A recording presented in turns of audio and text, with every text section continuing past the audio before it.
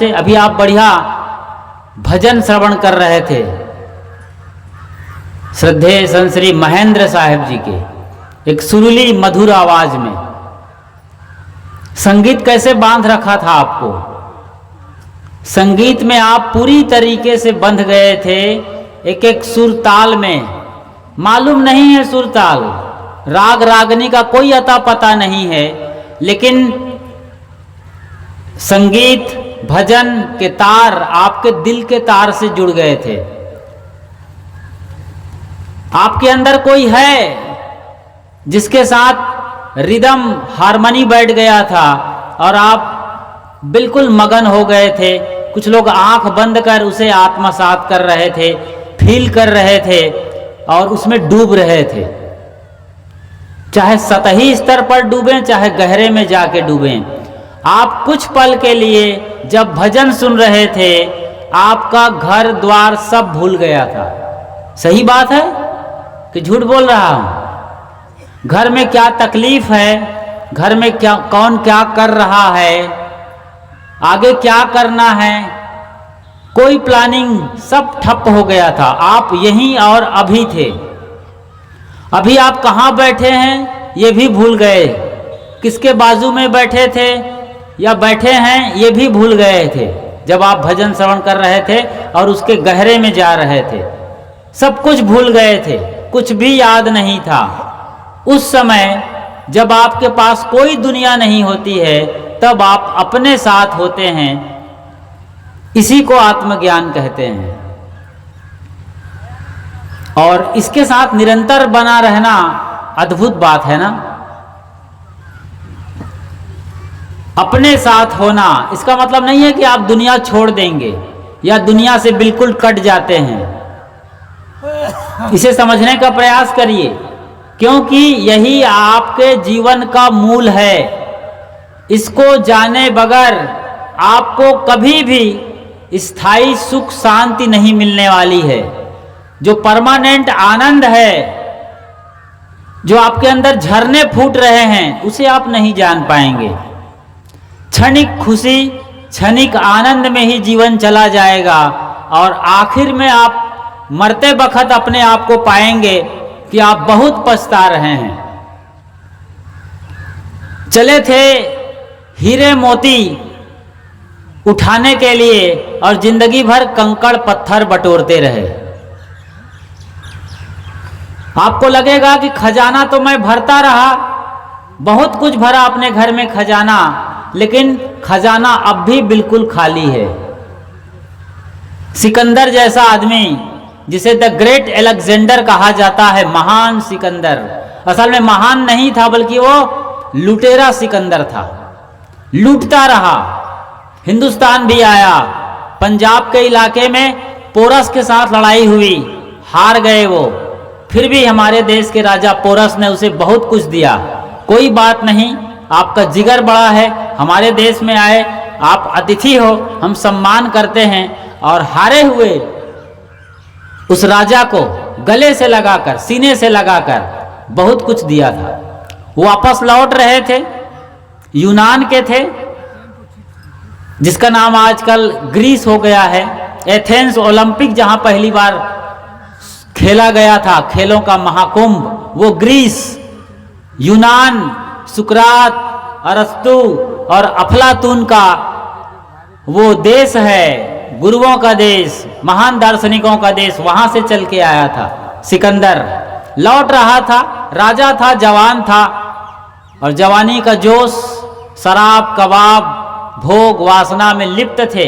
लौटते लौटते एक रात को ये सब कुछ कर रहे थे और कहते हैं कि ज़्यादा शराब पी लिए और फिर शरीर में हरकत शुरू हो गई, धड़कन जाम होने लगी, तो उसे लगा कहीं मर ना जाऊं जल्दी से। तो उस आदमी ने, जिसे हम सिकंदर कहते हैं, अपने सिपाहियों को कहा, जो अपने खास लोग हैं, मुझे लगता है मैं बचने वाला नहीं हूँ, कुछ पल का मेहमान हूँ, तो मैं चाहता हूँ कि जो भी सोना चांदी हीरे जवाहरात बेशकीमती जो भी मैंने कमाया है, कमाया तो नहीं था, लूटा था, दरअसल वो लूटा हूँ, वो सब मेरे सीने पर ला के रखो, मैं छाती से लगाना चाहता हूँ। देखिए मरते हुए आदमी, ये कहानी सिकंदर की नहीं है, याद रखिएगा। कहानी तो सिकंदर के साथ है ही, ये घटना तो हुई उनके साथ, लेकिन ये हम सब की कहानी है। अपने घर के छोटे मोटे सिकंदर हम लोग भी हैं। उसने कहा कि छाती से लगाना चाहता हूँ। और उस जमाने में कोई जहाज नहीं था, एरोप्लेन नहीं था, कोई मोटर गाड़ी नहीं थी, तो गाड़ी, घोड़े, छकड़े, ऊंट, खच्चर, गधे पर लद के जाते थे उसके सारे माल असबाब।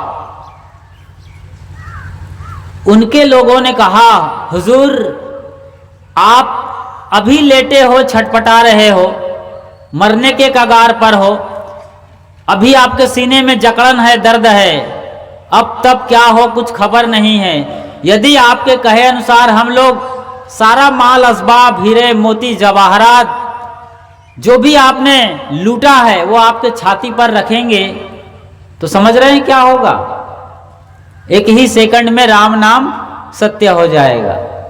लोगों के समझाने पर समझदारी का परिचय दिया सिकंदर, क्योंकि सिकंदर जब चला था लूटने के लिए भारत, तो उनकी माँ ने कहा था, सुना हूं बेटा भारत में साधु संत होते हैं, तो तुम एक काम करना, संतों के पास जरूर बैठना, उनकी बात सुनना, और हो सके तो कोई साधु संत लेके आना भी। उन्होंने कोशिश किया था संतों को ले जाने के लिए। एक बड़े फकीर के पास अपना सिपाही भेजा था और कहा कि हुजूर राजा सिकंदर की आज्ञा है कि आपको अपने साथ वो अपना वतन ले जाना चाहते हैं, आपको चलना है। उस फक्कड़ फकीर ने कहा, मुझे कहीं आना है न जाना है, आओ न जाओ,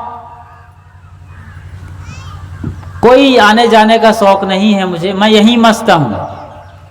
तब उसने तलवार निकाल लिया था। कहते हैं सिकंदर आ गया था, बड़ा नामी फकीर था। सिकंदर खुद आया, अर्जी विनती किया, लेकिन जब नहीं सुना तो तलवार निकाल लिया था साधु के लिए। और साधु ने भी कहा कि मैं भी देखता हूं। हमारे बड़े गुरुजन कहते हैं कि शरीर अलग है, आत्मा अलग है।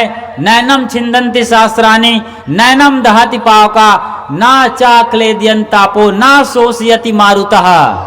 तो मैं भी देखता हूं आज आपकी तलवार कैसे मुझसे मेरे को अलग करती है। मैं भी देखना चाहता हूं, शरीर अलग खड़ा रहेगा, मैं अलग रहूंगा, चलाओ तलवार। सिकंदर के तो तलवार में धार थी, लेकिन उसके ताकत में धार जाती रही, भोथरा हो गया उसका दिल दिमाग, पथरा गया। अरे ये साधु मरने के लिए तैयार है, कहता है आत्मा और शरीर को अलग देखना चाहता हूं। गजब के साधु हैं, गजब के फकीर हैं यहाँ। तब उसको समझ में आया कि साधु संत वाकई में पहुंचे हुए फकीर होते हैं। ये कोई ऐसे नुक्कड़ नाचने वाले नचनिए गवनिए नहीं हैं कि जिसको पैसे के नाम पर खरीद लिया जाए या डरा धमका करके अपने साथ ले लिया जाए, नहीं। तो सिकंदर लौट रहा था और आखिरकार वो उस रात मर ही गया। लेकिन मरने के पहले संतों के साथ जो मुलाकात किया था, ये सत्संग है। संतों के साथ जो बैठा था, संतों ने जो समझाया था, वो बात याद आ गई और कहा कि मेरी माँ ने भी कहा था साधु लेके आना, संतों ने भी मुझे आशीर्वाद दिया है, तो एक काम करना, इतने सालों तक मैंने देश दुनिया को लूटा है, खूब अपनी नगरी को सजाया है, आज मैं जाने के कगार पर हूं, कुछ भी नहीं, एक तिनका भी नहीं ले जा सकता हूं, इतनी मेरी ताकत, सब कुछ है, लेकिन आज मेरी खुद की ताकत यह है कि आज मैं कुछ भी नहीं ले जा पा रहा हूं। तो एक काम करना, जब मैं मर जाऊं तो मेरी अर्थी जब निकलेगी तो मेरे दोनों हाथ बाहर कर देना। ये सिकंदर ने कहा था। इकट्ठे कर जहां के जर सभी मुल्कों के माली थे, सिकंदर जब चला दुनिया से तो दोनों हाथ खाली थे। ये खाली आना और खाली जाना है, लेकिन खालीपन के बीच भी कोई है जो खाली आता है और खाली जाता है, उसको जानता है। स्वर सम्राज्ञी लता मंगेशकर जब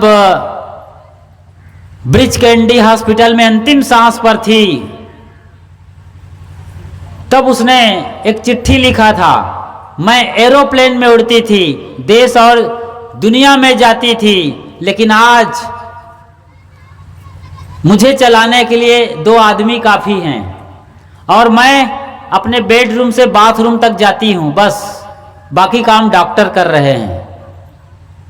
कितना नाम शोहरत दौलत मैंने कमाया है, लेकिन वो सारे कुछ भी काम नहीं आ रहे हैं। मैं अपने बिस्तर पर बिल्कुल अकेली हूँ, सब सेवा कर रहे हैं, लेकिन फिर भी मेरा दुख और दर्द कोई नहीं बांट पा रहा है। वो लोग जो मेरे गीत सुनते थे, महफिल सजती थी, तालियां बजती थी और मुझे ऊर्जा मिलती थी, हजारों लाखों लोग मेरे सामने होते थे, आज मैं बिल्कुल अकेली हूं और कोई भी उनमें से एक मेरा दुख दर्द नहीं बांट पा रहा है। ये सच्चाई है। इस सच्चाई का सामना हमें जीते जी हर किसी को करना है। ये दिन कल नहीं परसों आने वाला है। जो समझदार हैं, सत्संगी हैं, विवेकी हैं, जागे हुए लोग हैं, वो अंत को आज ही देख लेते हैं और आज ही अपने जीवन को नई दिशा और दशा देते हैं। यही तो आत्मज्ञान की ओर चलना है। आत्मज्ञानी में ऐसा कुछ नहीं होता है कि उसकी 2 सींग निकल जाती है या वो दुनिया की सारी बातों को जान जाता है। कहाँ जमीन में सोना चांदी हीरे मोती है, समंदर के अंदर कहाँ पर खनिज तेल है, कहाँ मिट्टी तेल है और कहाँ सुपर फाइन एरोप्लेन के लिए तेल है,